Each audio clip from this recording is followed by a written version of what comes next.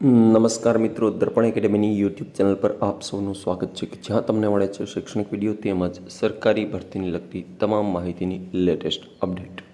તો આજના આ વિડીયોમાં જ્ઞાન સહાયક વિશે આપણે વાત કરવાના છીએ. જ્ઞાન સહાયક ભરતી 2024-25 વિશેની સંપૂર્ણ માહિતી આ વિડીયોની અંદર હું આપને આપવા જઈ રહ્યો છું. ઘણા સમયથી ઘણા ઉમેદવારો કોમેન્ટમાં, પ્રશ્નોના માધ્યમથી, ટેલિગ્રામમાં કે વોટ્સએપમાં જુદા જુદા માધ્યમથી પ્રશ્નો કરતા હતા કે જ્ઞાન સહાયકનો શું, પણ જ્યાં સુધી ઓફિશિયલી માહિતી અમારા સુધી ન આવે અથવા તો ઓફિશિયલી ખબર ન હોય ત્યાં સુધી કોઈ માહિતી આપવી યોગ્ય લાગી નહીં. અને એટલા માટે આ માહિતી આજે આપવા જઈ રહ્યા છીએ કે જે જાહેરાત ઓલરેડી ન્યૂઝપેપરમાં પણ આવી ગઈ છે, પણ એની કેટલીક બાબતો કે જે સ્પષ્ટતા માંગે છે તેવી કોઈ બાબતો હોય તો તેના વિશેની સંપૂર્ણ માહિતી તમને આ વિડીયોમાંથી મળી રહેશે. તો આ વિડીયોને અંત સુધી જુઓ. સાથે જ અમારી ચેનલ પર નવા હો તો ફટાફટ ચેનલને સબસ્ક્રાઈબ કરો અને બાજુમાં રહેલું બેલ આઇકન છે એને દબાવી દો. આપ અહીં જોઈ શકો છો, શિક્ષણ વિભાગ અંતર્ગત ગુજરાત રાજ્યની સરકારી અને બિનસરકારી અનુદાનિત ઉચ્ચતર માધ્યમિક શાળાઓમાં જ્ઞાન સહાયક યોજના માધ્યમિક અને ઉચ્ચ માધ્યમિક માટે શાળા કક્ષાએ 11 માસ માટે કરાર આધારિત જ્ઞાન સહાયક માધ્યમિક અને ઉચ્ચતર માધ્યમિકની જગ્યાના કરાર બાબતે ઓનલાઈન અરજી આમંત્રિત કરવા અંગે. તો મિત્રો, ફરીથી ઓનલાઈન ફોર્મ ભરવાના છે. કોણે? જે ઉમેદવારો કન્ટિન્યુ છે એને કોઈ ફોર્મ ભરવાની જરૂર નથી, પરંતુ જે નવા ઉમેદવારો છે કે જેનો જ્ઞાન સહાયકમાં ગયા વખતે વારો નથી આવ્યો એવા તમામ મિત્રોએ ફરીથી અરજી કરવાની છે. જગ્યાનું નામ છે જ્ઞાન સહાયક માધ્યમિક અને જ્ઞાન સહાયક ઉચ્ચતર માધ્યમિક, બંને જગ્યાઓ માટે.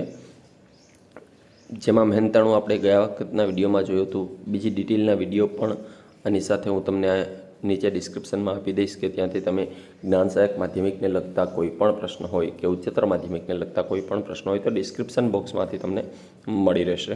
તો 24,000 26,000 વયમર્યાદા છે એ ગયા વખતની જેમ જ 40 વર્ષ અને 42 વર્ષ છે.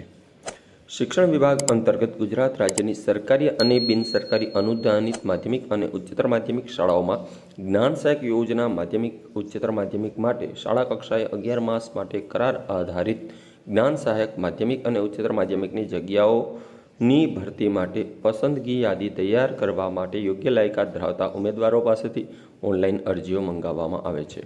ઉપરોક્ત જગ્યાઓ માટે ઉમેદવારની વયમર્યાદાઓ ઓનલાઈન અરજી કરવાની તારીખ સુધીની રહેશે. એટલે મિત્રો, જે વયમર્યાદા છે 40 વર્ષ કે 42 વર્ષ એ અરજી કરવાની તારીખ સુધી, મતલબ કે છેલ્લી તારીખ જે છે અરજી કરવાની એ આપ અહીં જોઈ શકો છો કે ભાઈ છેલ્લી તારીખ છે 5/8/2024 છે અને ત્યાં સુધીમાં 40 વર્ષ પૂર્ણ ન થયેલ હોવા જોઈએ. ઉમેદવારો માટે નીચે જણાવેલ વેબસાઇટ પર જઈને ઓનલાઈન અરજી કરવાની રહેશે. ઉમેદવારે અરજી કરતાં પહેલાં વેબસાઇટ પર મૂકેલ ઉક્ત જગ્યાઓ માટેની આવશ્યકતા, લાયકાત, વયમર્યાદા, નિમણૂકનો પ્રકાર અને મહેનતાણા અંગેની સૂચનાઓ, માર્ગદર્શિકાઓ પહેલાં વાંચી લેવી. તો મિત્રો, ઓનલાઈન અરજી કરતાં પહેલાં એ તમામ માહિતી તમને અમે અમારી યુટ્યુબના માધ્યમથી, ચેનલના માધ્યમથી આપી દઈશું.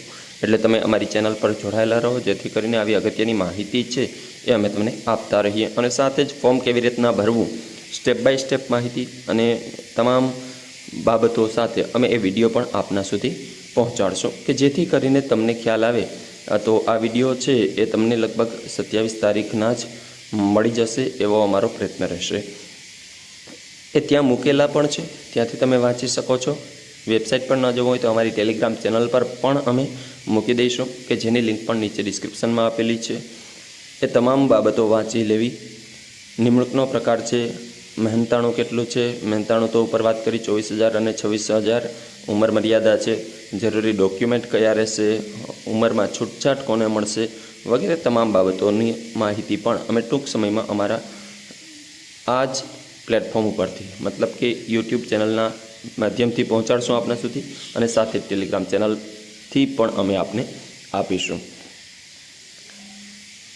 એ સિવાય આ અરજીઓ રાજ્ય કક્ષાએ, જિલ્લા કક્ષાએ રૂબરૂ, ટપાલ કે કુરિયર દ્વારા સ્વીકારવામાં આવશે નહીં. તદુપરાંત આવી મોકલેલી અરજીઓ માન્ય ગણાશે નહીં. તો મિત્રો, અરજી છે એ માત્ર અને માત્ર ઓનલાઈન કરવાની છે, એના સિવાય બીજું કશું જ તમારે કરવાનું નથી. તમામ પ્રક્રિયા અહીં અરજી કરવા માટેની ઓનલાઈન છે.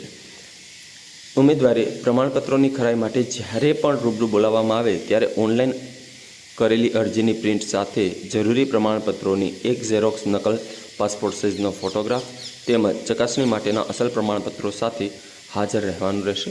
તો જ્યારે પણ તમને અરજી કર્યા બાદ તમને બોલાવે કે તમારા જે ડોક્યુમેન્ટ વેરિફિકેશન છે એ વેરિફિકેશન માટે બોલાવવામાં આવે ત્યારે તમારે ત્યાં ઉપસ્થિત રહેવું પડશે. તમામ ડોક્યુમેન્ટ મિત્રો કેવી રીતના લઈ જવા, કયા ક્રમમાં લઈ જવા, એ બધી જ માહિતી અમે તમને આપતા રહીશું સમયાંતરે. જ્ઞાન સહાયક ઉચ્ચતર માધ્યમિક માટેની લિંક પણ આપેલી છે અને જ્ઞાન સહાયક માધ્યમિકની લિંક પણ આપેલી છે, જે બંને લિંક અમે અમારી ટેલિગ્રામ ચેનલમાં મૂકી દઈશું કે જ્યાંથી તમે ડાયરેક્ટ જ ફોર્મ સુધી પહોંચી શકો, કોઈ જગ્યાએ તમારે ગોતવી ના પડે. એ સિવાય તમે ડાયરેક્ટ ગૂગલમાં આ લિંક એડ કરી અને પણ જઈ શકશો. ઓનલાઈન અરજી કરવાની તારીખ છે એ 27/7/2024 શનિવાર. તો શનિવારથી ઓનલાઈન અરજી શરૂ થશે, 2 વાગ્યાથી શરૂ થશે બપોરના. એટલે શનિવારના બપોરના 2 વાગ્યે જે લોકો અરજી કરવા માંગે છે તે લોકોએ અરજી કરવાની રહેશે.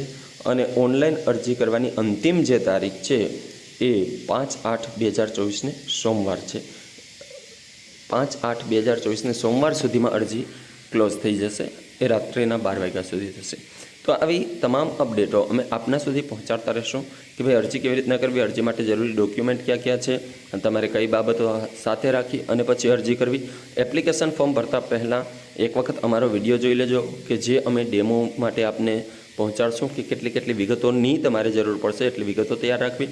કોઈ જગ્યાએ જવાની જરૂર નથી, તમારા મોબાઈલથી તમે અરજી કરી શકશો અને એ મોબાઈલથી કેવી રીતના અરજી કરવી એની માહિતી પણ અમે આપના સુધી પહોંચાડી દઈશું.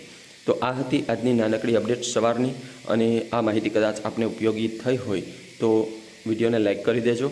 સાથે જ ચેનલ પર આપ નવા હો તો ચેનલને સબસ્ક્રાઈબ કરી દેજો અને આપના મિત્રો સુધી આપના ગ્રુપમાં આ વિડીયો શેર કરી દેજો, જેથી કરીને જે આ માહિતીથી વાકેફ નથી તેઓ સુધી આ અગત્યની માહિતી પહોંચી જાય. આ સિવાય આ સંદર્ભે આપને કોઈ પણ પ્રશ્ન હોય તો કમેન્ટમાં અમને પૂછો, અમે આપનો ઉત્તર આપવા પ્રયત્ન કરીશું.